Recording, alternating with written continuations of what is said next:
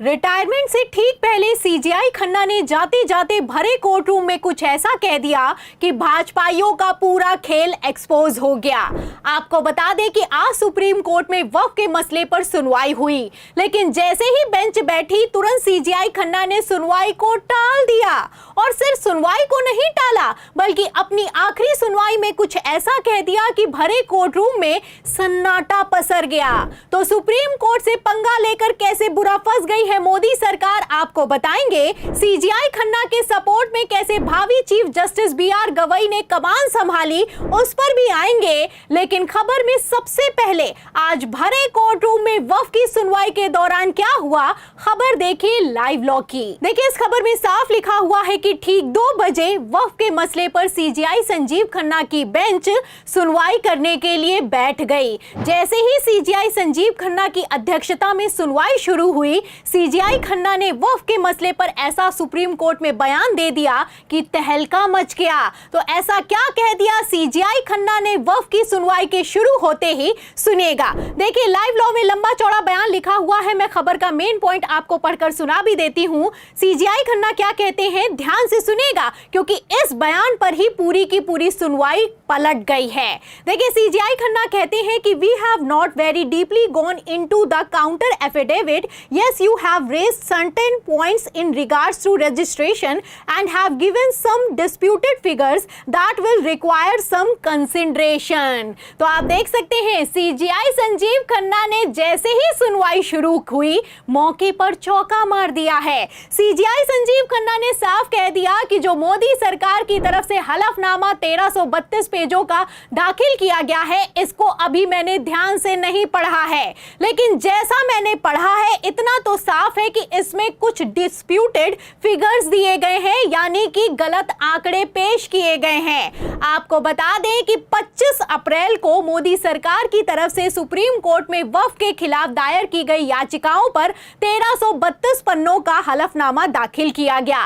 इसी हलफनामे पर all India Muslim personal law board ने एक और हलफनामा सुप्रीम कोर्ट में दाखिल करते हुए साफ कर दिया है कि मोदी सरकार की तरफ से भ्रामक तथ्य पेश किए गए हैं। आपको बता दें, एक तरफ सुप्रीम कोर्ट में मोदी सरकार ने हलफनामा दाखिल करते हुए यह कहा है कि 2013 के बाद से लगातार वक्फ की संपत्तियां बढ़ रही हैं और इतनी बढ़ गई हैं कि ये 116% से ज्यादा बढ़ गई हैं। वहीं दूसरी तरफ मैं आपको बता दूं कि मुस्लिम संगठन का कहना है कि ऐसा कुछ भी नहीं है, मोदी सरकार झूठ बोल रही है, पहली बात, और दूसरा सुप्रीम कोर्ट से झूठ बोल रही है।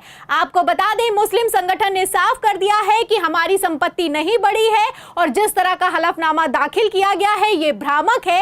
ऐसे हालातों में इस हलफनामा दाखिल करने पर मोदी सरकार के अधिकारी पर सुप्रीम कोर्ट को सख्त से सख्त एक्शन लेना चाहिए। तो पूरा का पूरा खेल पलटता हुआ नजर आ रहा है। आप अच्छे से जानते हैं, पहले तो सुप्रीम कोर्ट में मोदी सरकार गिड़गिड़ाई और 7 दिनों का समय मांग लिया, लेकिन अब जो हलफनामा दाखिल किया गया है उसमें झूठे तथ्य पेश किए गए हैं। इसी को लेकर बवाल खड़ा हो गया है। सीजेआई संजीव खन्ना ने जैसे ही वक्फ के मसले पर सुनवाई शुरू की है, उन्होंने साफ कर दिया है कि जो एफिडेविट निकलकर सामने आया है उसको अभी मैंने ध्यान से नहीं पढ़ा है, इसलिए जरूरी हो जाता है कि जैसे तथ्य उसमें पेश किए गए हैं उनको ध्यान से पढ़ा जाए। सीजेआई संजीव खन्ना कहते हैं कि इस मसले को मैं जस्टिस गवई की बेंच को ट्रांसफर करता हूं। आपको बता दें सीजेआई संजीव खन्ना ने जैसे ही ये कहा, मोदी के वकील तुषार मेहता ने अपनी जान छुड़ाते हुए तुरंत कह दिया कि मुझे इसमें कोई दिक्कत नहीं है।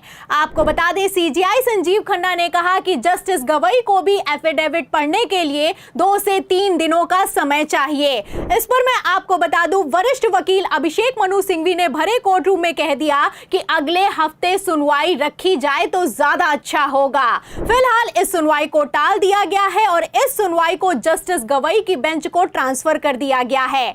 आपको बता दें सुनवाई की डेट को 15 मई के लिए मुकर्रर किया गया है। तो आप देख सकते हैं कि सीजेआई संजीव खन्ना वक्फ के मसले पर आखिरी सुनवाई में किस तरीके से खेल गए हैं। 13 मई को सीजेआई संजीव खन्ना रिटायर होने वाले हैं और आज 5 मई को 15 मई की तारीख को मुकर्रर कर दिया गया है। अब ऐसे में साफ दिखाई दे रहा है कि किस तरीके से अभी अंतरिम रोक वक्फ कानून पर बरकरार रहेगी। वही अंतरिम रोक रोक लगातार बरकरार रहेगी, जिसको लेकर मोदी सरकार ने सुप्रीम कोर्ट में हलफनामा दाखिल करते हुए यह कह दिया है कि सुप्रीम कोर्ट अंतरिम रोक नहीं लगा सकता है। आपको बता दें, सीजेआई संजीव खन्ना ने जो ये अंतरिम रोक लगाई है, जब तक सुप्रीम कोर्ट में सुनवाई चलेगी तब तक बरकरार रहेगी।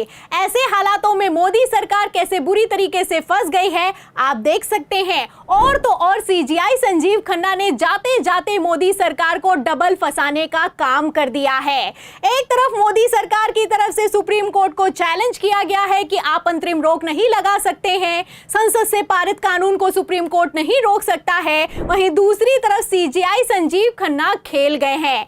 आपको बता दें, सीजेआई संजीव खन्ना ने एक तरफ जहां 15 तारीख को मुकर्रर किया है, वहीं दूसरी तरफ जस्टिस गवई की बेंच को यह केस ट्रांसफर कर दिया है। तो जस्टिस बीआर गवई, जो कि 15 मई को चीफ जस्टिस ऑफ इंडिया बन जाएंगे, ये वही बीआर गवई हैं जिन्होंने कई ऐतिहासिक फैसले लिए हैं, जिन्होंने सीजेआई संजीव खन्ना को सपोर्ट करते हुए कह दिया था कि हम पर तो आरोप है कि हम संसद के कामकाज में हस्तक्षेप करते हैं। फिलहाल मैं आपको बता दूं, जस्टिस बीआर गवई किसी से दबने वाले नहीं हैं। इलेक्टोरल बॉन्ड से लेकर बुलडोजर तक पर कई ऐतिहासिक फैसले सुनाए हैं। एक तरफ chief justice of India B R Gavai तेवर दिखा रहे हैं, वहीं दूसरी तरफ जाते जाते सीजेआई खन्ना ने जैसे तेवर दिखाए हैं, मोदी सरकार की हालत खराब हो गई है। आपको बता दें, आज सुप्रीम कोर्ट में सिर्फ वक्फ के मसले पर सुनवाई नहीं हुई, बल्कि निशिकांत दुबे के मसले पर भी सुनवाई हुई है। इस पर अभी तक सीजेआई संजीव खन्ना की तरफ से कोई बयान निकलकर सामने नहीं आया है, लेकिन जाते जाते सीजेआई संजीव खन्ना ने पहले तो निशिकांत दुबे के खिलाफ लगाई गई याचिका को खारिज किया है और दूसरा कह दिया है कि हमारे कंधे मजबूत हैं। क्या कह गए हैं सीजेआई संजीव खन्ना, मैं खबर का मेन पॉइंट आपको बता भी देती हूं। देखिए, भास्कर की खबर में लिखा हुआ है कि सीजेआई ने कहा हमारे कंधे मजबूत हैं, हम याचिका पर विचार नहीं करना चाहते हैं। बेंच ने याचिकाकर्ता विशाल तिवारी की दलीलों पर कहा कि हम फिलहाल कोई दलील या बहस नहीं सुनना चाहते, लेकिन हम एक शॉर्ट ऑर्डर पास करेंगे। तो सीजेआई खन्ना ने साफ कर दिया है कि मोदी के सांसद जिसका कहना है कि सीजेआई खन्ना गृह युद्ध के लिए जिम्मेदार है, उसको लेकर जल्द ही शॉर्ट ऑर्डर पारित किया जाएगा। फिलहाल आप देख सकते हैं कि कैसे सीजेआई संजीव खन्ना जाते जाते नए चीफ जस्टिस गवई को जिम्मेदारी देकर गए हैं। अब क्या मोदी सरकार के खिलाफ सीजेआई खन्ना को सपोर्ट करने वाले नए चीफ जस्टिस बीआर गवई वक्फ के मसले पर ऐतिहासिक फैसला सुनाएंगे? इस सवाल के जवाब में पूरी रिपोर्ट पर, सीजेआई खन्ना के फैसले पर और मोदी सरकार के झूठ पर आपको क्या लगता है? सुप्रीम कोर्ट में वक्फ के मसले पर क्या पेच फंस गया है? जो भी आप सोचते हैं हमें कमेंट बॉक्स में जरूर लिखें। और हां, 4 PM यूपी को ज्यादा से ज्यादा सब्सक्राइब करें ताकि लगातार पहले की तरह हमारी खबरें आपको मिलती रहें। फिर मिलती हूं अगली खबर के साथ, तब तक के लिए धन्यवाद।